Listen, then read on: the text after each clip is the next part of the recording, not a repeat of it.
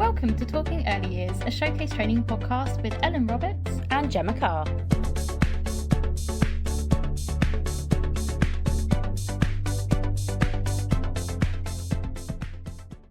Hello and welcome to Talking Early Years. In our very first episode today, we'll be discussing all things safeguarding. So let's delve in. How are you, Gemma? Very well, thank you. How are you, Ellen? I am very well myself, thank you. We've got lots going on in our first podcast today, haven't we? We've got loads of topics to discuss. Yeah, it's the never-ending topic of safeguarding. For this one, we kind of want to sort of start with talking about what's currently happening, what we've seen happening at the moment, what's present. For all listeners out there, you'll be pleased to hear that Ellen is safeguarding guru. It's you do lots of research on safeguarding and finding out new information, what is happening at the moment on all those things. So what have you seen recently, Ellen? I do lots of CPD. So I'm the safeguarding officer here at Showcase, and something that we're seeing quite a lot, particularly in our area in Hampshire, is things like county lines coming through. There's been quite a lot of work, especially over the festive period, to look at drugs and the problem of county lines within our local area. So when we're talking about safeguarding, it's really important to remember that we're not just talking about the early years children. It's also about everybody around us and how that also might affect them or people in our communities, our friends and our families as well.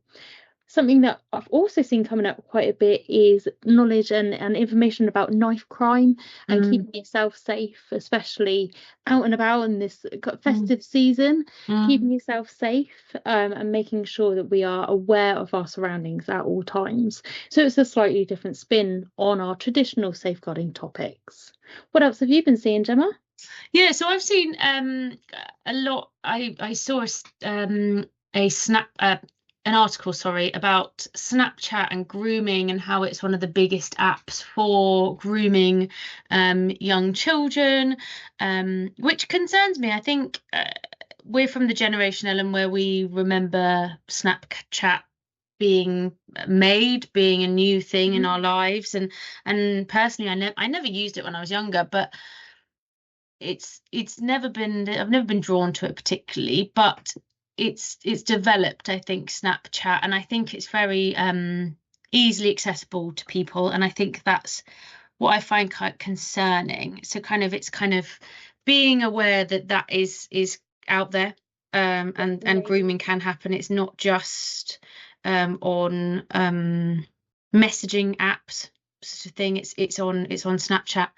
And I also found an article about the Girl Guiding did a study, and what I found very interesting and quite taken aback by was this study was done with all Girl Guiding groups, and women only, but 59% of 13 to 21-year-olds have seen or experienced sexual harassment.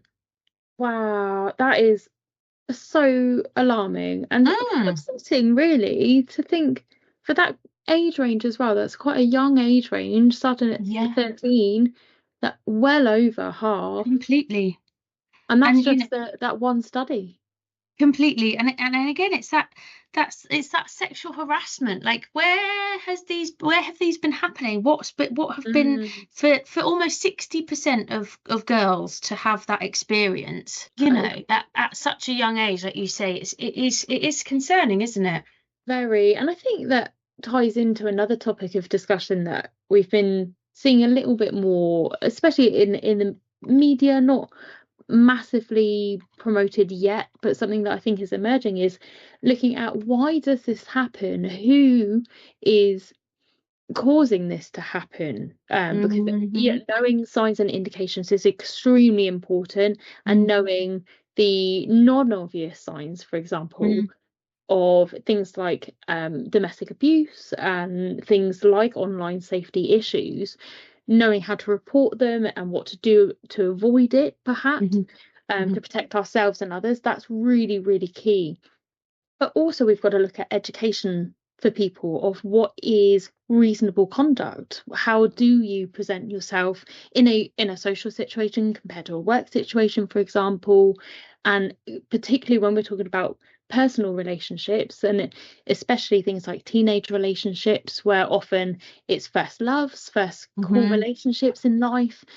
If you've not got the role models to show you how you should be behaving and how you should act, or equally how you shouldn't and what isn't acceptable, so for example things like using coercive language, and having that control over a partner, if you've not got those role models or those influences in your life, you don't really have any tools to protect yourself from being the abuser in that situation.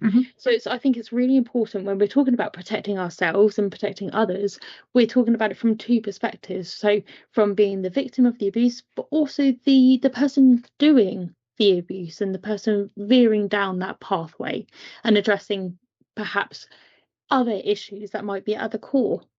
For sure. There was I read something the other day that was sort of talking about a mother who was appealing on it was on ITV News. She was appealing to kind of educate children, educate girls specifically, was what she was campaigning for, is educating girls into what domestic abuse looks like and being aware of what this coercive behavior looks like.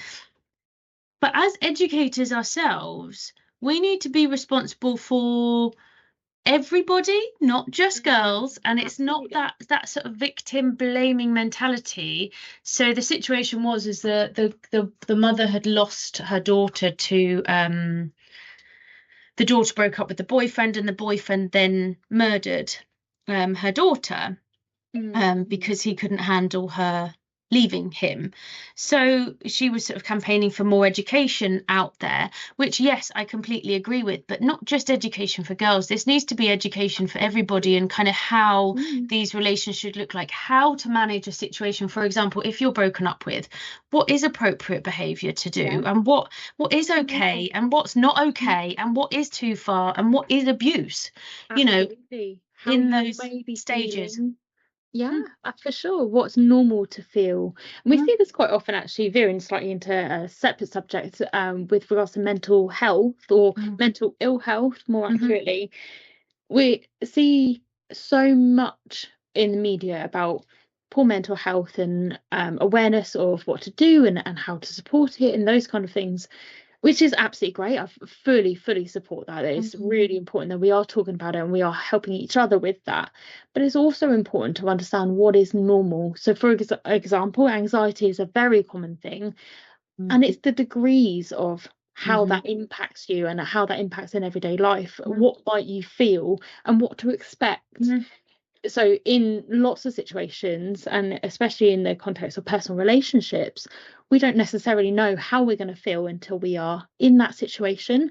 You get that sort of fight or flight kind of response in your body and in your mind. We don't know how we're going to react. So perhaps talking about things of planning for those kind of events might help as well. And as you say, it is that wider education, talking to each other about our own experiences and reflecting on our own behaviours as well. That's something I don't see always in news stories, but as you say, it's always quite victim focused and are quite often victim blaming as well, of what they should have done differently. But actually we need to be talking about the people that are doing it and how they should have responded differently and what they need to now take away and change. It's a very challenging topic to discuss, but that's the only way we can learn. And for me, coming from the early years background, that's, early years is my expertise. And for me, it's the not waiting until children are 12, 13, 14, 15. We need to be not talking about this explicitly with the children, of course, but we need to be watching the children whilst they're playing. If they're saying things in the role play area, well, you can't do that because you're a girl, or give me that, you're not strong enough, or, all of this language that you may see in settings, we need to be squashing that. We need to be having those conversations conversations with those children. Well, why can't she have it because she's a girl? Actually, we should all be able to, do all of these things. And it's those conversations, how, asking those children, who said that before? Or, questioning where that language has come from. That's part of your role within practice. And that early years element is being able to identify those things at a young age as well. Very much so, and identifying those opportunities to be that role model for those children.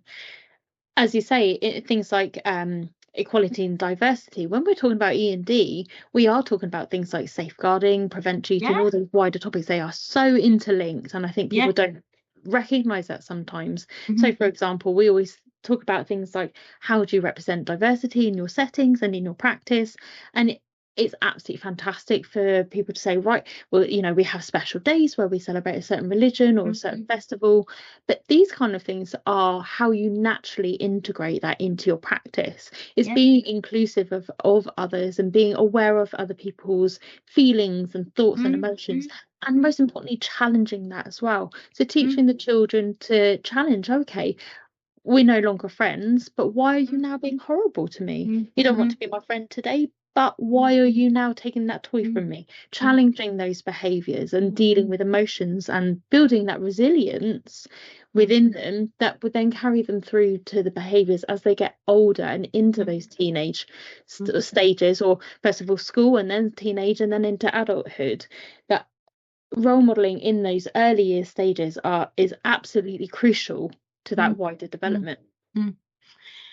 So we touched a little bit sort of on healthy relationships and things like that. And one thing that's kind of come to my mind when you were saying that as well, Ellen, was that talking to children about consent and seeing a lot in settings and outside of settings, when you're out and about, you're seeing friends and you're seeing how your friends are with children, with their own children, how they're bringing up those children. And there's an awful lot coming through about consent, and very much talking to children. When somebody says no, that means stop and no, and I've seen my friends are, teaching their children this at 2, 3, and again, it's that understanding that when somebody says no, that means no. And doing it at this age is vital. It's just so important for them to grow up knowing that when someone says no, you stop, that's it. For sure, absolutely. Because then that, of course, goes into issues with being entitled and learning those core responsibilities for and being an individual. So from an early age for the child to understand that entitlement isn't something that is just given to people. It is something that is very different for everybody. It depends on background, all sorts of different things. And having those boundaries and having consent taught to them is the start of that. So if somebody, for example, if a child turns up and they're in a shop and they are wanting everything in that store, that's very normal for a child. That's a very normal child behaviour. But entitling them to that doesn't teach them to react well to being told no. It doesn't give them those opportunities. So later in life, when somebody, they're in a bar, they're chatting up a person from across the bar, and that person says no thank you, how is that teaching them how to respond responsibly to that rejection almost, and not getting something that they want? I know it's quite an extreme example, but it is those foundational stepping stones to learning behaviour as a human being. Completely. And as you're saying all of this, again, very much has been in the past couple of months, very much in the media. There's just been the election in America. There's been a lot of memes coming out about my body, my choice. Absolutely. And that's where my brain's gone to, where when you were talking about that, and making aware that that's not okay. My body is my choice. It's not your body, my choice. That's not what it should be. It needs to be my body, my choice. And again, on that consent, everybody needs to be aware that no means no. Absolutely, really, isn't it? I think, again, whilst we're sort of on the subject of consent and culpability, something that also springs to mind to me is a possibly a bit of a debate, really. Mm, And something maybe for our listeners to have a think about, especially over mm, Christmas, to see what they see online of children, particularly as an adult.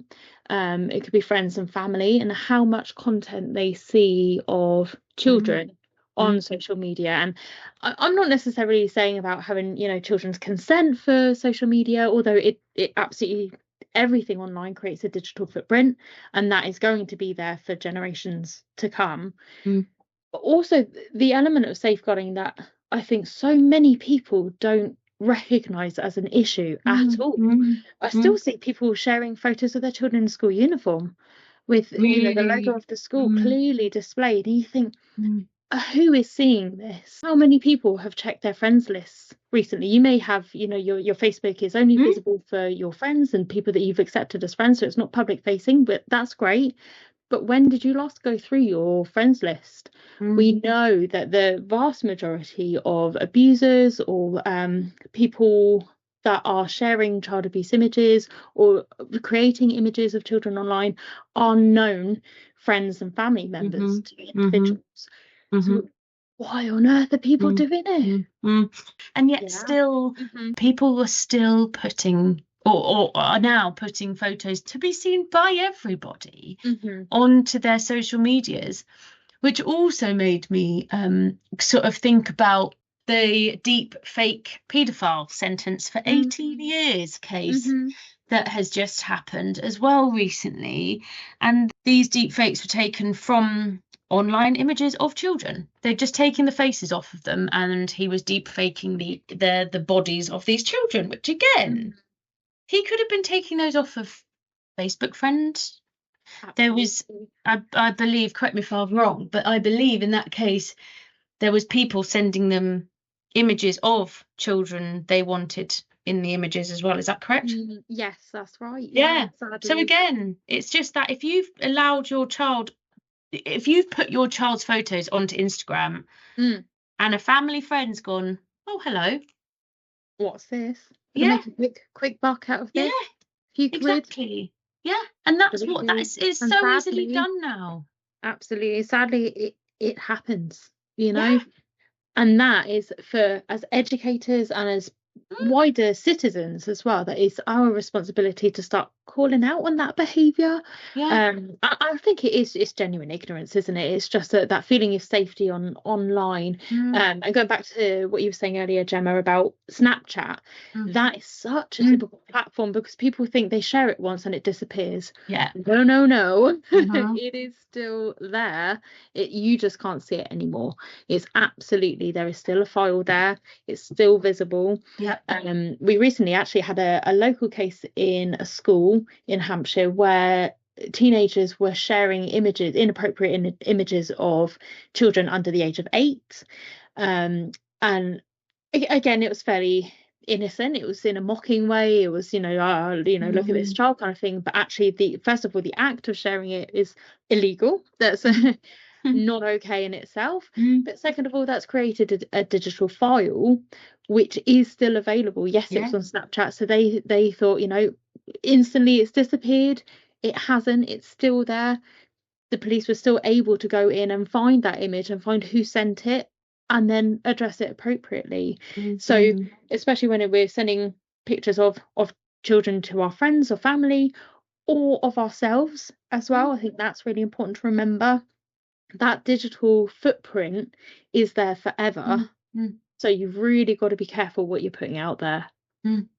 So there's been some changes from the Early Years Alliance. So Department of Education Yeah. have got some changes coming in September 25. So some of these are kind of unquestionably have come from the back of those child safeguarding practice reviews that we've seen throughout the media, or kind of bits and bobs that we've all seen. But so I'll just kind of touch on a couple of those things that will be changing that are going to have like an effect on settings and on practice. So there's going to be safer recruitment. So there's going to be safer requirements and recruitment. Following up on a child's absence for a long period of time. So, if a child's off, it's checked up on. There's more just, okay, they're off. Okay, bye. Yeah, they were off yesterday. Okay, they're off again today. Just not being complacent with that.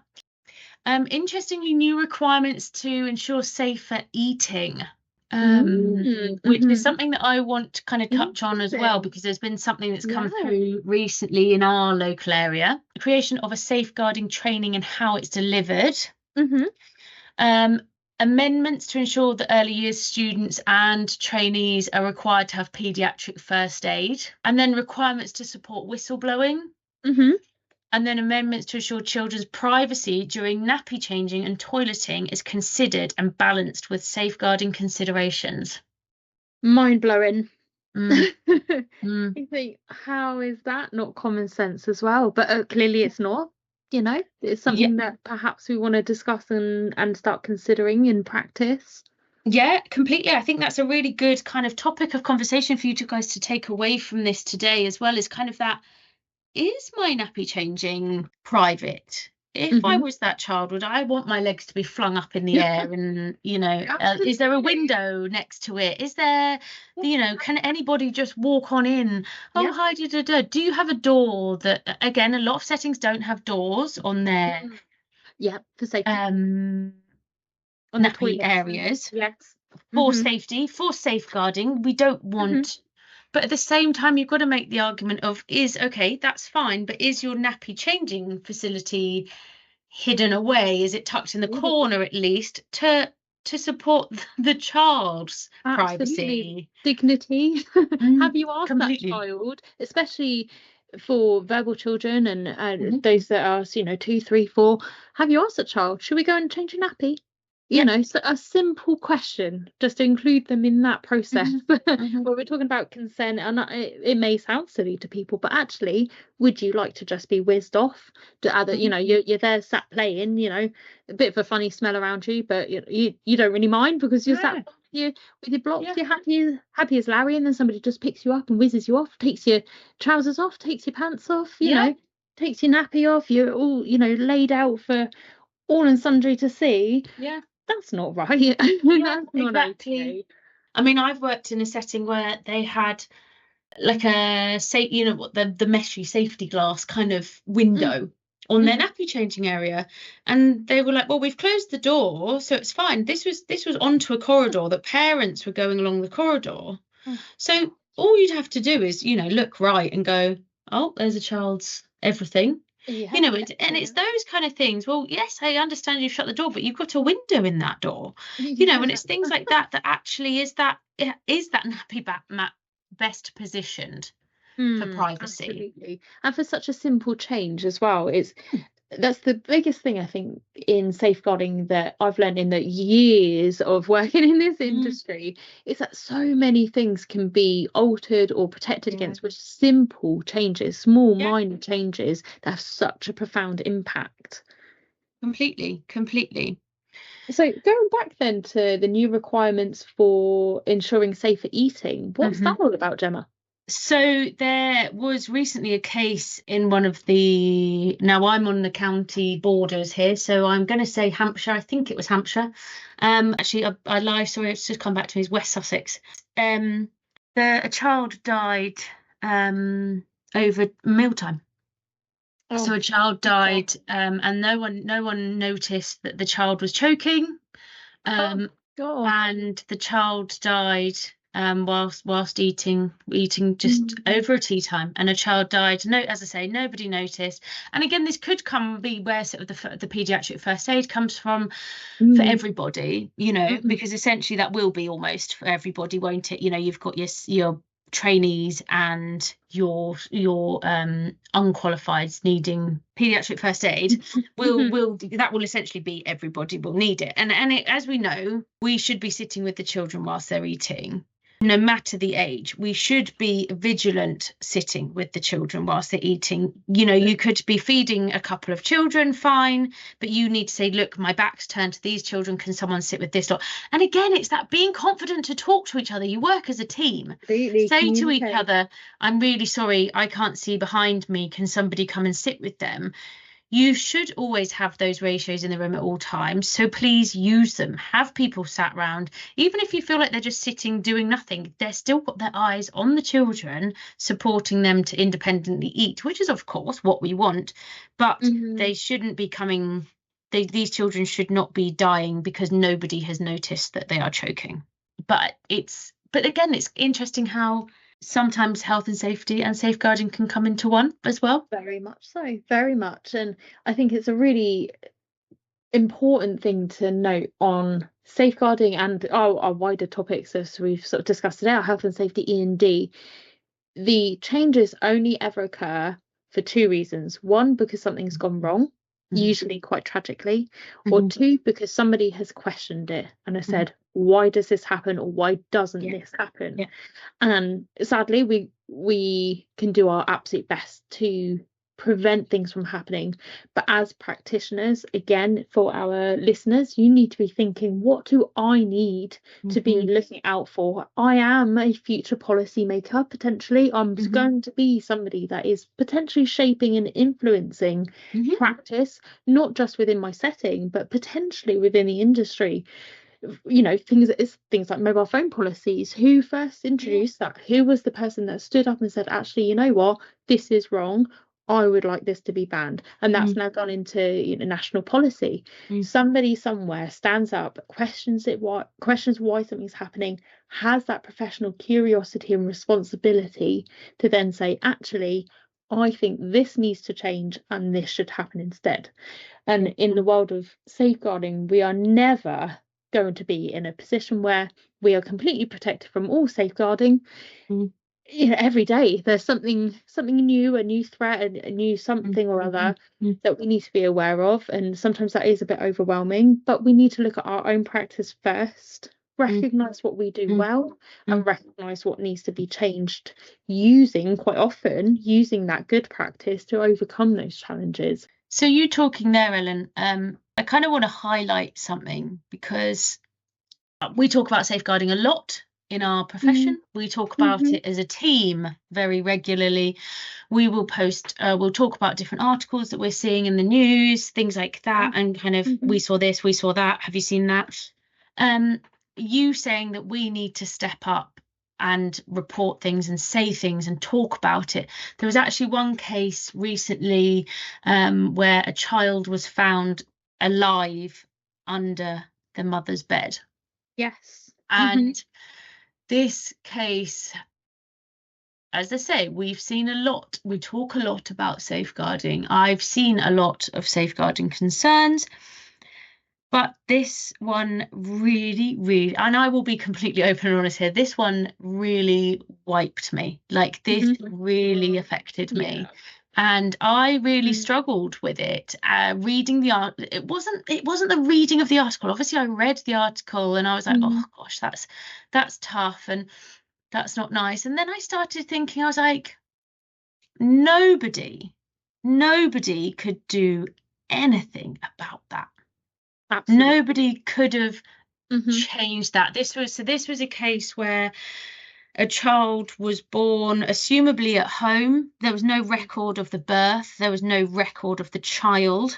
The child was kept under the mother's bed in a drawer under the bed for almost 3 years, living off water and Weetabix.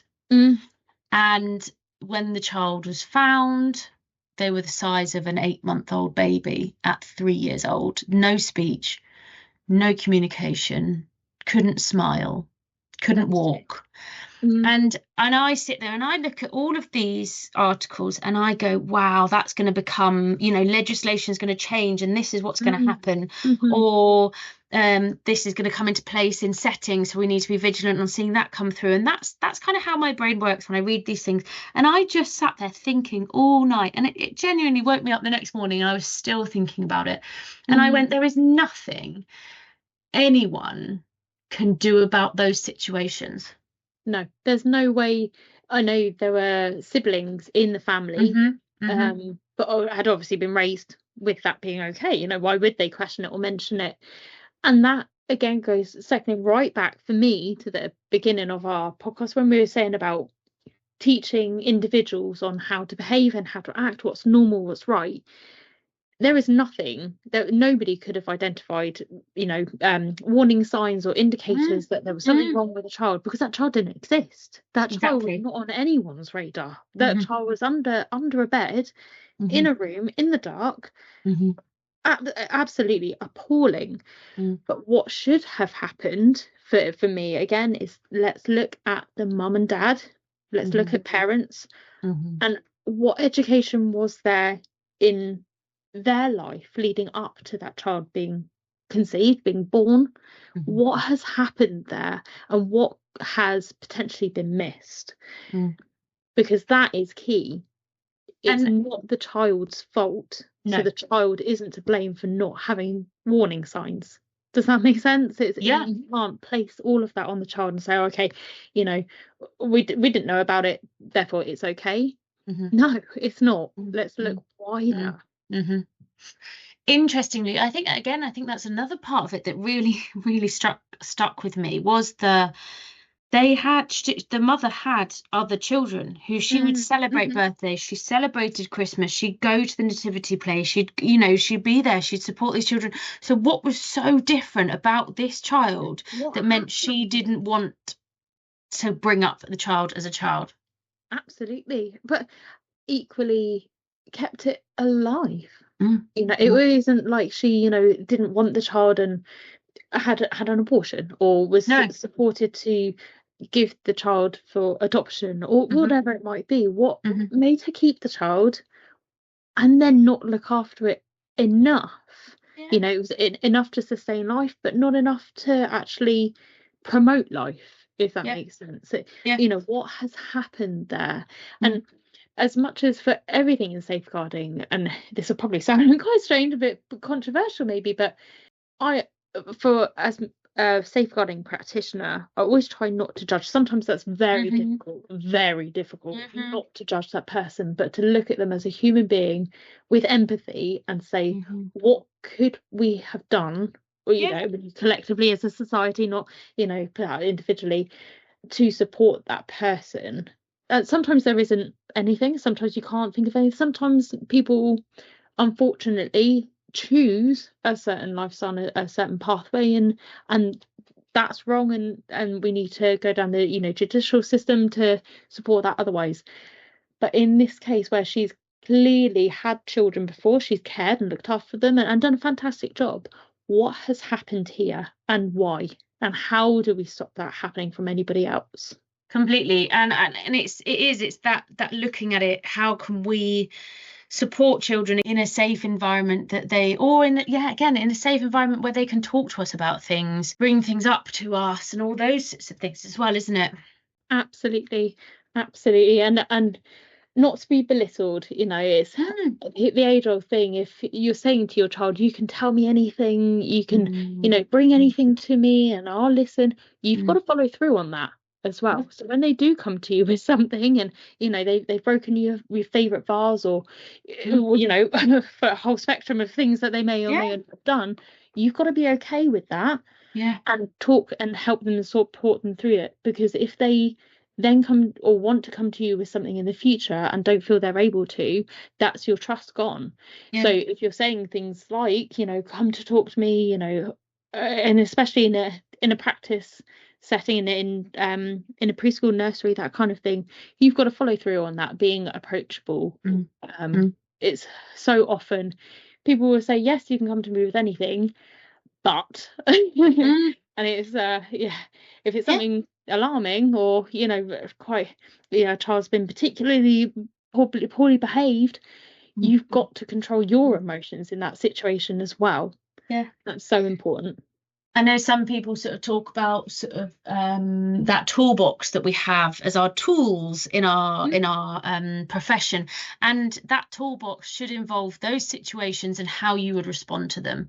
You know, having the language, having that communication, and knowing, okay, so if a child were to come up to you and say this, what would you say? What would you do? How would you manage it? And not just to go, I'd speak to my designated safeguarding lead. Yes. Because sometimes it's that you can't just go, hold on, child, I just need to go and speak to my designated safeguarding lead. It's you need to be giving them that comfort. Thank you for telling me this. Yeah, completely. Having that immediate reaction to them as well. And a whole, again, that spectrum of, it could be a disclosure of abuse or neglect, something as extreme as that, or something fairly on the surface of it could be quite minor, and it could be on the surface, or it could actually be quite minor as well, which is totally fine. They still disclose something to you. You need to know and practice how you're going to respond to that. And again, having those conversations with colleagues, with your DSL, those regular reflections of your own practice. This is a daily basis thing, you know, at the end of the day, I could have dealt with that better, or actually I've snapped at somebody today with a colleague as much as to a child. How could I have done that better? And what could I inspire somebody else to do better as well? So at the moment, have you got anything that you're kind of watching? We've spoken a little bit about CPD, and you kind of touched on some sort of Netflix, Channel 4 documentaries, things like that are out. But what have you been watching that would be kind of good for others to kind of look at, or has there been anything that sparked conversation for you? Definitely. So you know what, one of the best resources I actually use probably on a weekly basis is our Hampshire Safeguarding Children Partnership. They have events and courses every single week. It's webinars, so it could be over lunchtime. Even if you sign up to them, they will send you the resources afterwards as well. So within this, one of the things that we've been learning about recently is the child and child abuse, and the non-obvious signs that that's happening. And it considers things like bullying within that. It's not just when we hear abuse, sometimes we just automatically go 0 to 100 and think sexual abuse or exploitation. And of course we need to be thinking about those things. That doesn't invalidate those at all, but there is that whole range of abuse there. And when we're talking about child on child abuse, often, first of all, it's learnt language or learnt behaviour that we need to be listening and watching out for. But also it can start so small as well and then escalate. So from things like, you know, pulling hair, or, you know, you get the child that bites, that we need to deal with, but to make sure that doesn't go on to something bigger as well. That behaviour that is so important. And that was a webinar I went on a couple of weeks ago, and it ended up being quite a good conversation to have with different practitioners from a whole range of different industries. So from education, there was people from the NHS, people from schools, all sorts of different professionals working together on that and talking about actually how does this manifest and where does it come from. So it was a really interesting topic of discussion to have, and how you would respond well to those disclosures as well. Definitely, that's really interesting. So are those all free and accessible to anybody? Completely free. Completely free. Great. So yeah, you just sign up on the Hampshire Safeguarding Children Partnership website. You can create a free login, and they have all of their events and courses. They also have e-learning courses available as well, which are quite interesting. So that ranges from things like safeguarding practice reviews to safe sleep practices as well. So it could be more specific for those early years practices that aren't necessarily specifically safeguarding, but it's those periphery kind of topics. It talks also about things like parental abuse and teenage or adolescent parental violence and abuse as well. So it again ranges from early years, so 0 to 5, and right the way through school and teenagers and beyond. So it's quite a broad range. There's something for everybody. So even if for example, you're working in early years and you're out on the weekend with your friends, and your friend says something about cyber stalking, for example. It's a wider safeguarding topic. We know about our safeguarding and as practitioners, but actually I can say to my friend, oh, you said something there that I think you might want to look up more on. Here's a resources, or I've done this webinar and I've learnt this. It's sharing that together and having that wider collective responsibility for safeguarding of each other. Yeah, definitely. And I think again, often we talk safeguarding, we think immediately children, but again, it's that protection of parents, protection of each other, isn't it, as well? Absolutely. That's it. Safeguarding is relevant to everyone. Yeah. I recently watched the Netflix documentary about domestic abuse, My Wife, My Abuser. The thing for me that, again, we live in lovely leafy Hampshire, for me, close to Surrey border. You sort of think, well, it's a lovely area. It's so my village is absolutely lovely. That would never happen to me. It's a very affluent area. Most people are in detached houses. And this is literally that situation: a detached house, Jaguar on the driveway. It was a 6-figure salary in the household. So actually, again, it's questioning the norms, isn't it? The expectations as to where domestic abuse happens and who it comes from. So I think it's also kind of being aware of that as practitioners and thinking it's not always husband to wife or male to female, but it can be female to male equally. And seeing that documentary, you saw the changes in the husband. You also saw the changes in the wife, and they're very subtle. How that can happen. And just because they've got 2-3 children doesn't mean that they're in a happy, loving relationship either. Absolutely. So kind of there was a few bits that I took from that, and I kind of just want to kind of highlight that to people who live in leafy Hampshire, leafy suburban areas, that it can be happening on your doorstep. It can be happening right there. Definitely. So I think core takeaways from our discussion today, Gemma, is have confidence, question things, have that professional curiosity, and trust those that are around you, especially your fellow professionals and your DSL. It's so important to have that confidence and, as I say, curiosity to keep the conversations going and keep your mindset open to actually a small change can have such an important impact. CPD is especially important. We've mentioned a few things throughout our podcast today, but do make sure you are checking out our Showcase website, our showcasetraining.co.uk. We've got our safeguarding news page, which is a whole feed of local and national safeguarding related news stories. We've got our blogs. We also have our magazine, which comes out every quarter, and we have our monthly newsletter as well. So there's a whole range of different things that we have, as well as other agencies like the NSPCC and our local safeguarding partnerships. So do keep reading, keep talking about it, and keep that professional curiosity going. Yeah, have those conversations with your team. Make it, I read this on the bus on the way in, I saw this on last night on Facebook, or have those chit chats with each other. Encourage each other to have those conversations, like you say, with each other. Also, we sort of touched on at the beginning, but we're going to be doing shorts on safeguarding. So we'll be doing sort of short, individual, specifically on one topic relating to safeguarding. We're going to be doing, as well as sort of as a mini series as well, alongside our main podcast.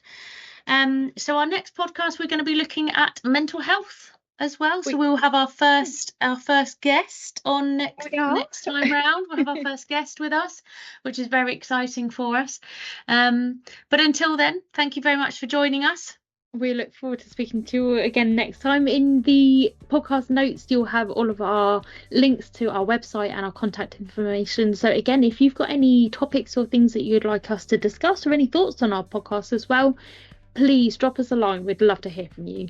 But until next time, we will see you then. See you then. Take care. Bye-bye.